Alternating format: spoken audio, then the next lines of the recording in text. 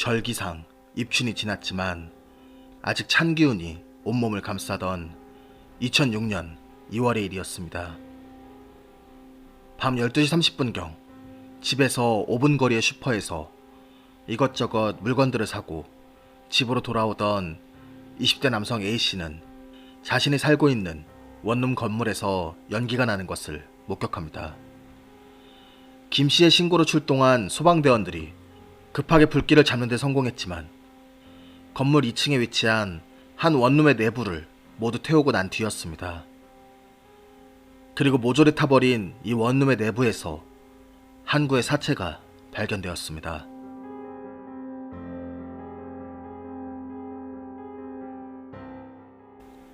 발견된 사체의 주인은 원룸에 거주하던 30대 여성 이모 씨였습니다. 그녀는 어쩌다 사망한 상태로 발견된 것일까요? 화재가 늦은 밤에 발생해 미처 피하지 못했던 것일까요? 그런데 발견된 사체의 모습이 조금 이상했습니다.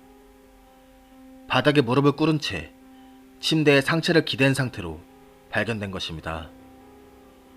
보통 화재 사건에서 발견되는 사체의 경우 다급하게 현장에서 벗어나려는 움직임 때문에 현관이나 방문 혹은 창문 등 바깥으로 빠져나갈 수 있는 곳에 위치해 있습니다. 또한 연기와 불길에 고통스러워하는 모습 그대로 발견되는 경우가 대부분입니다. 이상한 것은 이뿐만이 아니었습니다. 사망한 이 씨의 하의가 모두 벗겨져 있었던 것입니다. 현장 상황을 살펴본 경찰은 누군가 원룸에 침입해 이 씨를 상대로 성범죄를 시도하다 살해하고 증거를 없애기 위해 불을 지른 것으로 추정합니다. 실제로 부검 결과 이 씨는 화재가 발생하기 전에 사망한 것으로 확인됩니다. 하지만 정확한 사망 원인을 밝혀내는 데에는 실패합니다. 이 씨의 머리 왼편과 뒤편에 타박상을 비롯해 무언가로 짓눌린 흔적이 발견되긴 했지만 직접적인 사인은 아니었습니다. 또한 사체가 불에 완전히 타버려 성범죄의 흔적도 확인할 수 없었습니다. 수사 결과 사건 발생 전날 이 씨는 친구와 함께 식사를 한 뒤 집에 들어와 줄곧 혼자 있었던 것으로 확인되었습니다. 이날 원룸에 침입해 혼자 있던 이 씨를 살해하고 불을 지른 범인은 과연 누구일까요? 경찰은 이 씨의 주변 인물들과 이웃 주민, 동종 전과자들을 대상으로 탐문 수사를 벌이는 한편 현장에 대한 정밀 감식을 실시합니다. 하지만 사건 직후 행해진 정밀 감식에서 경찰은 아무런 단서를 찾지 못합니다. 그리고 사흘 뒤 이뤄진 2차 현장 감식. 이때 경찰은 1차 현장 감식에서 찾지 못한 단서 하나를 확보하게 됩니다. 옷장 옆에서 담배꽁초 하나를 수거한 것입니다. 경찰은 이를 국과수에 의뢰했고 범인의 것으로 추정되는 DNA를 확보합니다. 경찰은 확보한 DNA 정보를 바탕으로 수사 대상과 비교하는 한편 행적조사와 함께 거짓말 탐지기를 이용해 수사를 벌였으나 혐의점이 있는 인물은 아무도 드러나지 않았습니다. 그렇게 수사가 답보 상태에 빠진 채 시간은 흘러만 갔습니다. 그러던 4월 17일 사건 발생 약 2달이 지난 시점에 용의자가 나타납니다. 용의자는 20대 남성 김모 씨였습니다. 김 씨는 지난 3월 11일 새벽 5시경 제주의 모 대학 기숙사로 사용하고 있는 호텔 2층에 한 여학생의 방에 흉기를 들고 침입한 뒤 그녀를 위협하고 서랍등을 뒤져 목걸이 등 금품을 훔쳐 도주했다가 자수해 구속된 상태였습니다. 김 씨는 당시 범행 현장에 형사님들 나 찾기 쉬울 거요. 근데 그 세상이 나를 이렇게 만들었소. 모든 게 실소. 라는 글을 적은 쪽지 2장을 남겼습니다.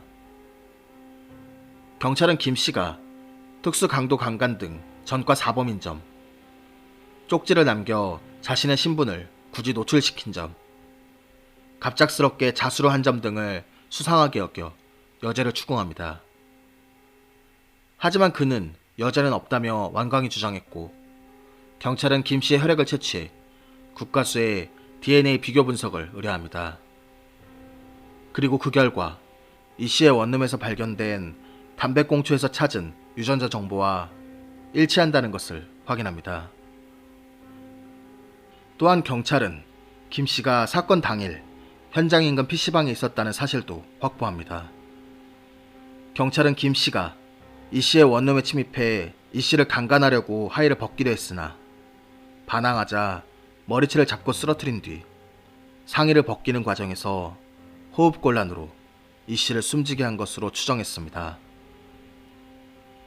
이후 범행 흔적을 은폐하기 위해 침대 옆 옷을 걸어두는 행거 부근에 불을 지른 것으로 판단했습니다. 하지만 김 씨는 진술 거부권을 들어 경찰의 추궁에 일체의 답변을 거부했습니다. 경찰은 김 씨가 쪽지를 남겨 자신의 신분을 노출한 뒤 경찰에 자수한 것이 자신의 더 큰 범죄를 감추려는 의도로 추정하고 김 씨를 방화 및 살인 혐의로 검찰에 송치합니다. 그런데 약 10개월이 지난 2007년 2월 22일 검찰은 김 씨에게 무혐의 처분을 내립니다. 관련 기록을 여러 차례 검토한 결과 증거가 불충분하다는 이유였습니다. 더군다나 경찰이 찾은 담배꽁초의 증거 능력을 부정했습니다. 검찰은 담배꽁초가 1차 현장 감식에서 발견되지 않고 2차 현장 감식에서 발견된 점이 문제가 있다고 판단했습니다. 결국 다른 증거들이 전혀 없는 상황에서 경찰이 제시한 유력한 증거인 담배꽁초의 증거 능력이 부정되자 무혐의로 결론이 난 것입니다. 검찰이 무혐의 처분을 내리자 김 씨는 각 언론사에 자필 편지를 보내 경찰 수사의 문제점을 집중 제기했습니다. 김 씨는 경찰의 일방적인 수사와 브리핑으로 인해 언론에 제가 범인인 것처럼 보도되는 바람에 저는 살인자가 되고 제 가족은 살인범 가족이 되어버렸다. 경찰의 짜맞추기에 저는 물론 제 가족까지 심한 충격을 받았다고 호소했습니다. 결국 김 씨는 특수 강도 혐의만으로 징역 5년을 선고받게 됩니다. 정말 김 씨는 범인이 아닐까요? 이 사건의 핵심은 담배꽁초의 증거 능력에 대한 것으로 보입니다. 경찰은 범인이 증거를 없애기 위해 방어까지 저지른 상황에서 일선 형사들이 과학수사로 사건 발생 3일 만에 어렵게 증거를 찾아냈지만 이 증거로 불충분하다는 결론을 내린다면 앞으로 수사에 어려움을 겪을 수밖에 없다라고 말하기도 했습니다. 그런데 사실 담배꽁초의 증거 능력이 인정된다 하더라도 이것이 김 씨의 살인 혐의를 입증한다고 확신할 수는 없습니다. 이는 형법상 범죄 사실의 인정은 합리적인 의심의 여지가 없을 정도의 증명력을 가진 증거에 의해야 한다는 증거재판주의를 규정하고 있기 때문입니다. 예전에 제가 다뤘던 강릉 60대 노파 살인사건과 수원 카페 주인 살인사건에서도 각각 쪽지무늬 묻은 테이프와 피 묻은 휴지가 쟁점이 되었지만 재판부는 이것이 살인의 증거가 되기에는 부족하다고 판단했습니다. 따라서 이 씨의 원룸에서 발견된 담배꽁초가 합리적 의심의 여지가 없을 정도의 증명력을 가진 증거냐는 점에서는 애매한 것이 사실입니다. 흉기와 같은 직접 증거가 아닌 이상 불상의 이유로 담배꽁초가 그 자리에 있었을 가능성을 따져보는 것이 현 사법부의 자세입니다. 따라서 만약 담배꽁초의 증거 능력이 인정되어 김 씨가 기소되었다고 하더라도 무죄가 선고되었을 가능성이 높습니다. 그럼에도 김 씨가 의심스러운 것은 사실입니다. 만약 정말 범인이 아닌데 범인으로 몰린다면 여러분은 어떻게 대처하시겠습니까? 당장 저 같아도 너무 억울해서 범인이 아니라고 강하게 부인할 것입니다.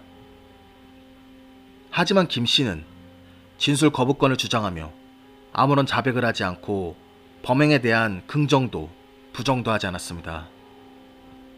저는 오히려 이 점이 더 의심스럽습니다.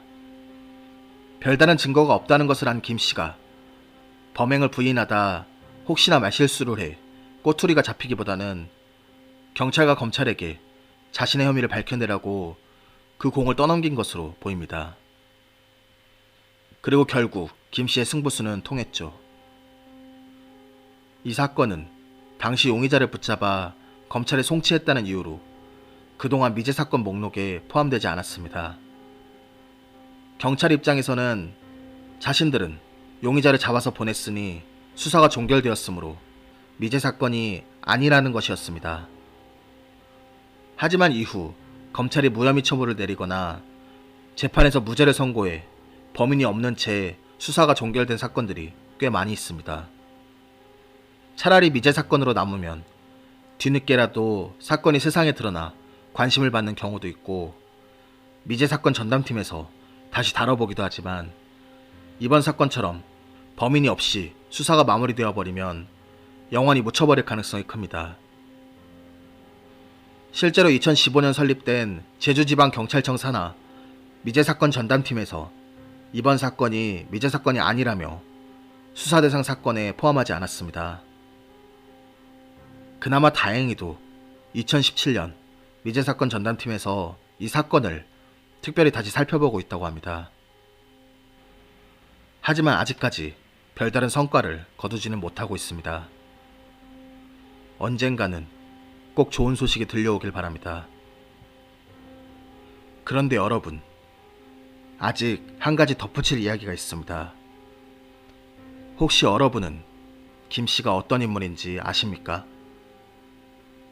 김 씨는 제가 예전 사건 엑스파일 6화에서 다뤘던 광주 일가족 살인 사건의 범인입니다. 당시 꽃을 든 악마라는 제목으로 김 씨의 범행에 대해 다뤘었습니다. 이 사건은 김 씨가 기숙사에 침입해 강도 범행을 한 혐의로 5년형을 선고받고 출소한 이후인 2014년 발생했습니다. 그런데 중요한 점은 김 씨가 2014년 범행을 저지르고 자살을 시도했다는 것입니다. 당시 전문가들은 정말 자살을 시도한 것은 아니라고 판단했습니다. 자수를 하고 진술을 거부하며 자살을 시도하는 등의 김 씨의 행동은 모두 자신의 범행을 감추고 조금이라도 감형을 받기 위한 것으로 볼 수 있습니다. 그리고 이 모든 것이 의도한 행동이라면 김 씨는 정말 교활한 인물이라고 할 수 있습니다. 현재 김 씨는 광주 일가족 살인 사건으로 무기징역을 선고받아 복역 중입니다. 김 씨는 정말 이 씨를 살해한 범인이 맞을까요? 그 진실은 김 씨 본인만이 알겠죠. 아마 여죄가 드러나 죗값이 늘어나는 것을 원치 않을 김 씨 입장에서는 영원히 그 입을 열지 않을 가능성이 높습니다. 이상 미제 사건 파일 참맛이었습니다.